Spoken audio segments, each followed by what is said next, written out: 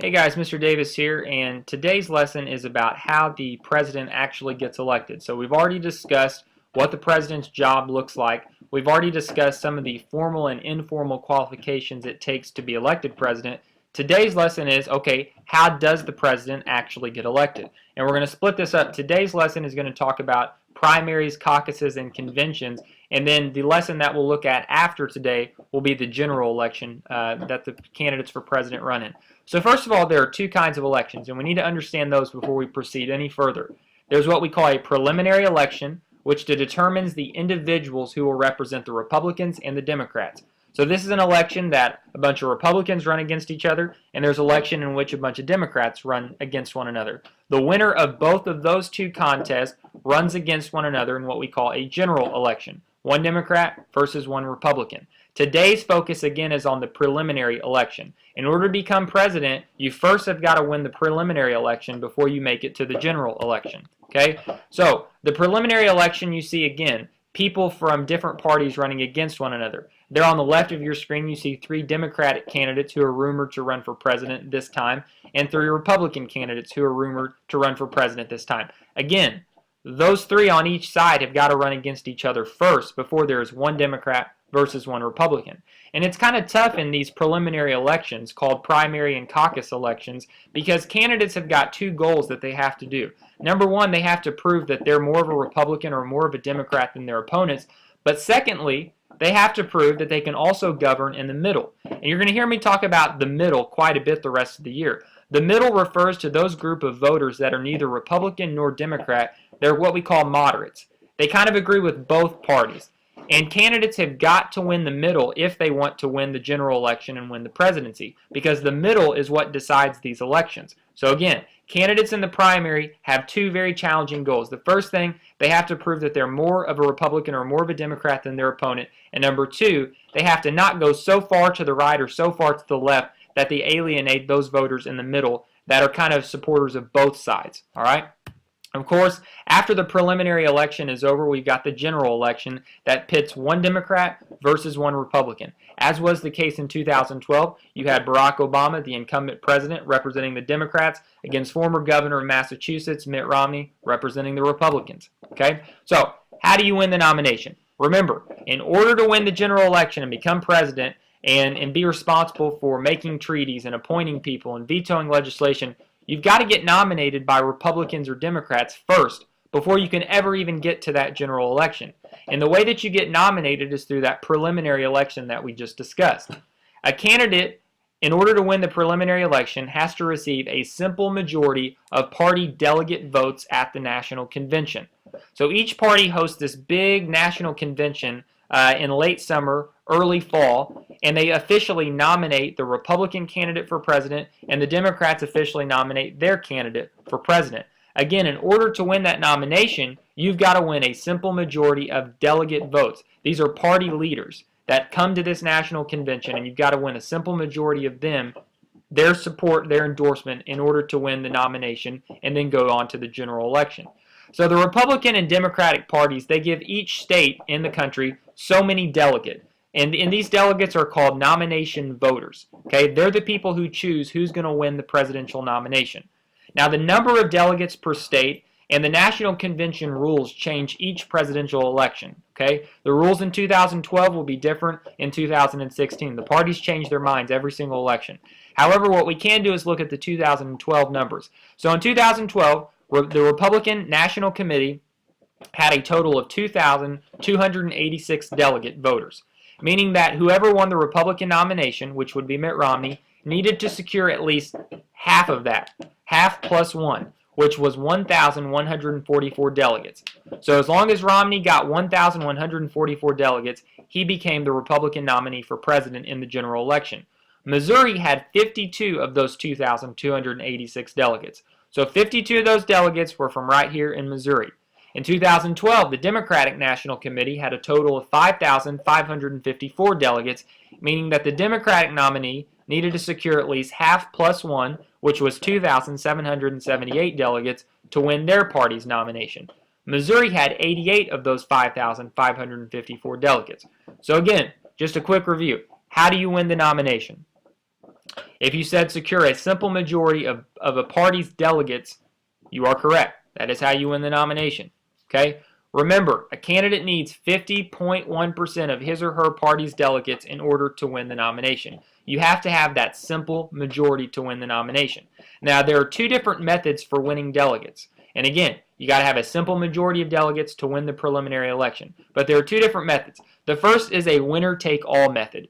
A winner-take-all method means that the candidate who wins the simple majority of that state's votes, 50.1%, wins all of the state's delegates. Most state Republican parties use the winner-take-all method. So let me give you an example of how the winner-take-all method works. There were 251,649 votes cast in the Missouri 2012 Republican primary election for president. We'll say candidate John Smith won 60% of those votes, which is 150,989 votes, and candidate Eric Jones won 100,659 votes, which would be 40%. According to the winner-take-all system, John Smith, who received the majority, will win all 52 of Missouri's delegate votes because we're a winner-take-all system. Okay, remember, it's not proportional. Candidate Eric Jones does not get 40% of that 52 delegate votes. He doesn't get anything because it's a winner-take-all. So as long as John Smith received 50.1%, he got all 52 delegates. In this case, he got 60%, so he more than easily won. Now, the Democratic Party uses a proportional method. Most states' Democratic parties uses this method. And what that means is that the candidate gets a number of delegates in proportion to the number of votes that they won in the primary or the caucus. Again, most states' Democratic parties use the proportional method. So let's use another example from Missouri. In the 2012 Missouri primary presidential election, 72,888 votes were cast. Candidate Jane Smith won 43,733 votes, which is 60%, and candidate Erica Jones won 29,155 votes, which is 40%. Now keep in mind there were 88 Missouri delegate votes up for grabs in the Democratic Party. Smith, who received 60% of the votes, would win 53 of those 88 delegates, which is 60%, and Jones would receive 35 delegates, which is 40% of those 88 delegates. Okay, so this is the proportional method. A lot of people argue that the proportional method is a little bit more fair because you're getting the number of delegates matching the number of votes you won in that state's contest for the preliminary election. So, just as review, which two methods determine if you win delegates? Alright, if you said winner take all and proportional method, you are correct. Those are the two methods that determine how candidates win delegates in each state. Okay. Real quick as another review. You see here on the screen there is a picture of a pizza. There are 10 slices cut out there.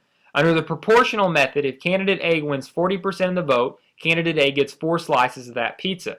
If candidate B wins 60% of the vote, candidate B gets 6 slices of that pizza. In a winner-take-all system, if candidate A almost wins, gets 49.9% of the vote, candidate A gets 0 slices of pizza. Candidate B barely wins and gets 50.1% of the vote. Candidate B gets all 10 slices of pizza. I hope candidate B has an appetite. Okay, so winner take all, you get all the delegate votes if you win a simple majority. Proportional, you get a number of delegates that matches the number of votes that you won in that state's preliminary election contest. Alright guys, so we've talked about that at the National Convention, the delegates from all of the states that are elected choose who the Republican Party and who the Democratic Party's nominee for president and vice president will be. So now that we talked about in order to win the nomination, you have to get a simple majority of delegates, and that the delegates are given to candidates based on the winner-take-all system and the proportional method. Now we need to talk about how the candidates actually win those delegates. Candidates win delegates to the National Convention in either a caucus, a primary, or a combination of the two. Until 2002, Missouri had a combination of both the caucus system and the primary system. We're going to explore that here in just a moment. So first of all, let's learn what the caucus system is. The caucus system, let me say this very much so from the beginning. A caucus system means only political parties' leaders get to participate, not average people. Only people who are political party leaders get to participate in the caucus system. This is the caucus system was the earlier original form for choosing party candidates for president of the United States. And historically, the political party bosses really controlled the caucus because they were the ones who chose who the delegates were, and then the candidates for president would have to go to those party bosses and kind of trade favors with them to win that state's delegates. So obviously this was very corrupt. It also wasn't a very inclusive manner for choosing each party's presidential nominee. And so that system would change later, and we'll talk about that here in just a moment. Both political parties, though, today have county party committees. So Butler County has a Republican committee and a Democrat committee, and those committees are made up of local political party leaders right here in Butler County. What happens is that those committees send local party members from Butler County to a congressional convention and to a state convention. At those conventions, delegates are elected to go to the national convention based on who they pledge to support at the national convention for president. So I live in Butler County. I'm Mitch Davis. Let's say that I belong to the I Don't Care political party, and I get elected to go to the congressional convention. And at the congressional convention, I run to be one of those national delegates. And I say, I don't care political party members. If you vote for me to go to the national convention, I pledge to vote for myself to be the I Don't Care political party's nominee for president. And then they'll decide if I get to be a delegate or not. And if they like who I say I'm going to support, which is myself, they'll choose for me to go out to the national convention. Okay, so the delegates go to the national convention and vote for who they pledge to vote for in the caucus at the congressional level and at the state level. And here I've got this little map here to kind of illustrate that point. Again, it all starts at the county level. So Butler County. You'll see that this lightly tan shaded region of the state is the 8th Congressional District. So delegates are selected here in Butler County to go to the Congressional Convention, and let's say that's in Cape Girardeau. At Cape Girardeau, all of these counties in this lightly tan shaded region decide who they want to send from the 8th Congressional District Convention out to the National Convention. Same thing happens. Delegates are sent from Butler County to the state convention, and let's say that's in Jefferson City. So delegates from all the counties at the state convention choose who they're going to send out to the national convention to help choose who the I Don't Care political party's presidential nominee is. And obviously that happens with the Republicans and the Democrats. That's the real life example. All right, now let's talk about the other method for choosing candidates for president and vice president, and that's the primary elections. So I just taught you that the caucus system was a little bit corrupt and unethical because these political party bosses control all the delegates. The delegates owed something to the political party boss, and so they decided they would vote however he told them to vote.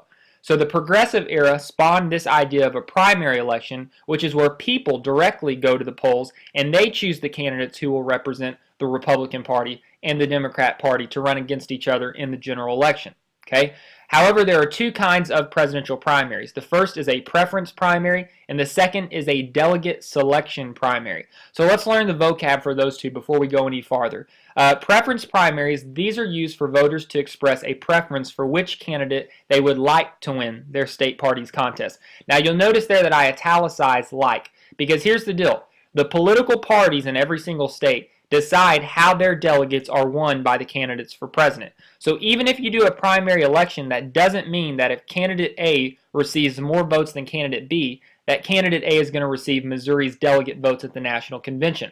The political parties choose how those delegates go.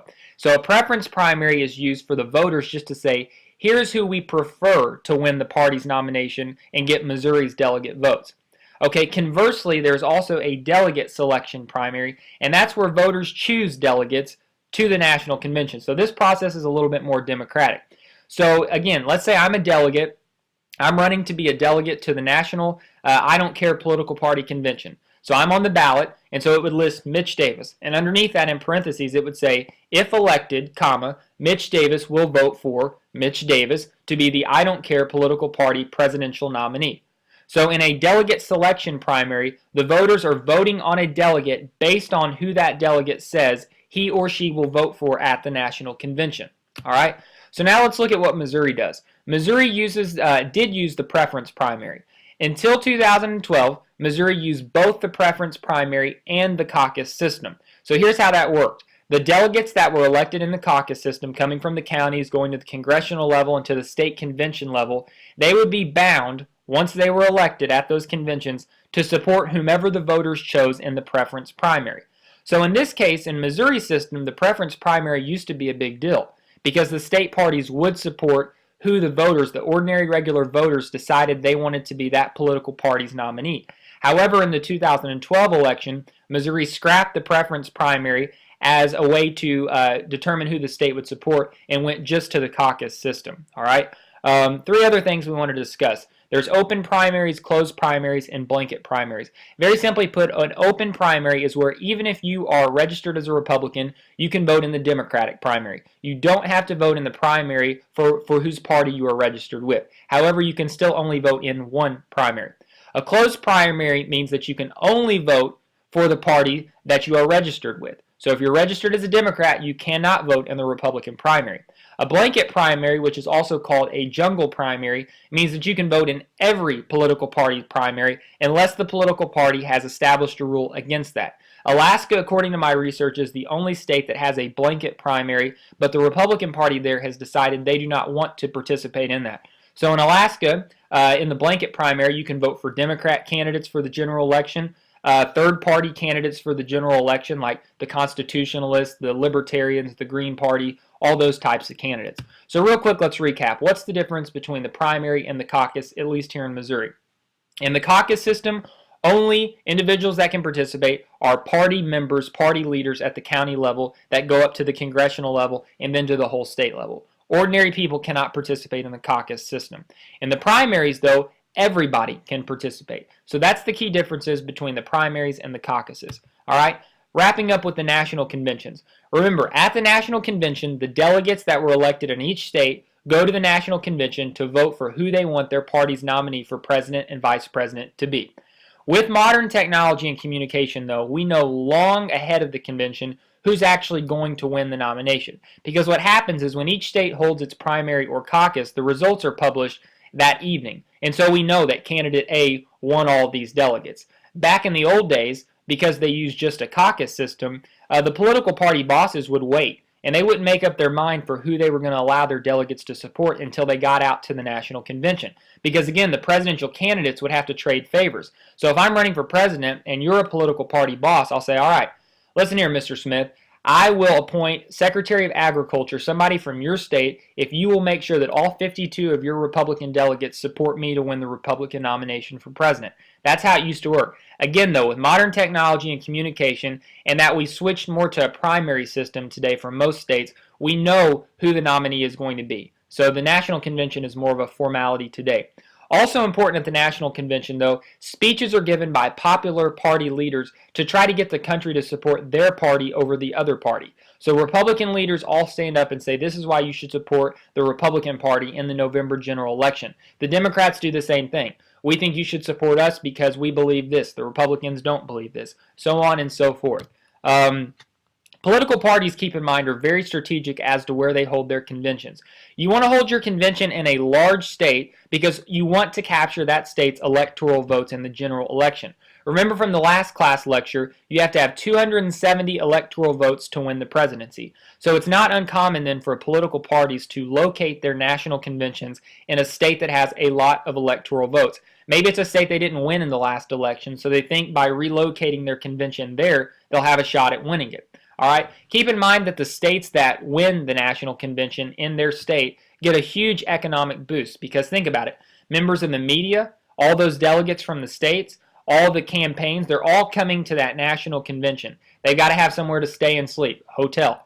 They got to have somewhere to eat. They got to have somewhere to shop. They've got to have things to do in their downtime. So tourism is huge for the states that win the national convention. In 2016, Republicans are going to hold their convention in Ohio, and Democrats are going to hold their convention in Pennsylvania. And if you look here at this map again, you'll see that Pennsylvania and Ohio both went to the Democrats in 2012. So Republicans, by locating their convention here, are hoping to win Ohio's 18 electoral votes in the November 2016 general election. You'll notice here that both of these states have large amounts of electoral votes. So the Republicans didn't decide to go to North Dakota that has 3 votes. Also the fact is North Dakota is always going to vote Republican. The same reason here that Democrats rarely will go to California and Republicans will rarely go to Texas. Even though they both have a lot of electoral votes, they're safely in their own camps. Texas is probably always going to vote Republican. California is probably going to always vote Democrat. So they're looking to go to states like Ohio, Michigan, Virginia, Pennsylvania, Florida that can kind of go for either side. So that's typically where they try to locate their national convention. The 2012 National Convention for the Democrats was held in Charlotte, North Carolina, and the Republican National Convention in 2012 was held in Tampa Bay, Florida. Now, you'll notice here that the Republicans were not successful. They did not win Florida, even though they held their national convention there.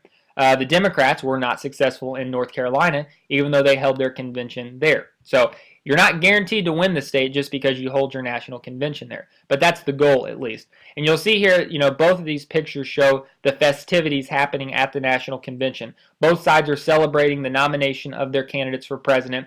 And after the national convention, the race for the presidency between the two parties really kicks off and begins. So in the next video, we're going to learn about the general election, the Electoral College, and how we finally elect a president of the United States. Thanks for watching, guys.